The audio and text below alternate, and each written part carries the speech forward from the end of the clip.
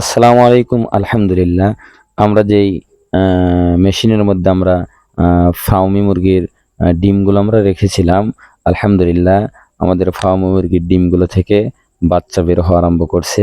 এখন আপনারা দেখতে পাচ্ছেন অটোমেটিক্যালি কয়েকটি বাচ্চা বের হয়েছে এবং আরও যেই বাচ্চাগুলো আছে সমস্ত বাচ্চাগুলো ডিমগুলো কিন্তু ফেটে গেছে এবং কিছুক্ষণের মধ্যে আমাদের বাচ্চাগুলো সম্পূর্ণ বের হয়ে যাবে।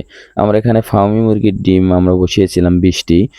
দেখা যাচ্ছে ২০টি ডিম থেকে আমরা বাচ্চা পাবো ইনশাআল্লাহ, আল্লাহ চাহে তো। অটোমেটিক কয়েকটি বাচ্চা বের হয়েছে।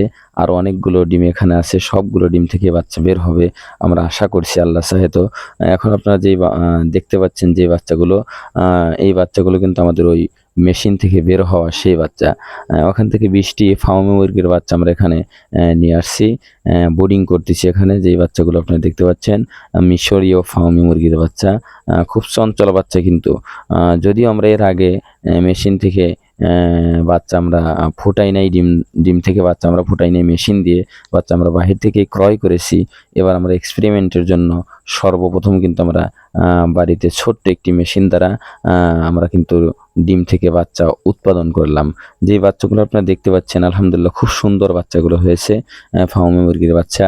আমরা আশা করি এরপরে আমরা অন্যান্য আরও বিভিন্ন প্রজাতির মুরগির ডিম আমরা মেশিনের মধ্যে ঢুকাবো।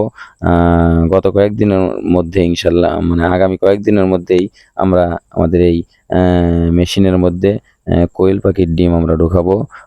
দেখবো যে আসলে কোয়েল পাখির ডিম থেকে বাচ্চা আমরা উঠাতে পারি কিনা। আল্লাহর পক্ষ থেকে যদি আল্লাহ চাহে তো আমরা পারবো ইনশাল্লাহ। আর আমাদের ভিডিওটি কেমন লাগলো আপনারা অবশ্যই কমেন্ট করে জানাবেন। আজকের মতো এখানেই আমরা বিদায় নিচ্ছি। আসসালামু আলাইকুম রহমতুল্লাহ।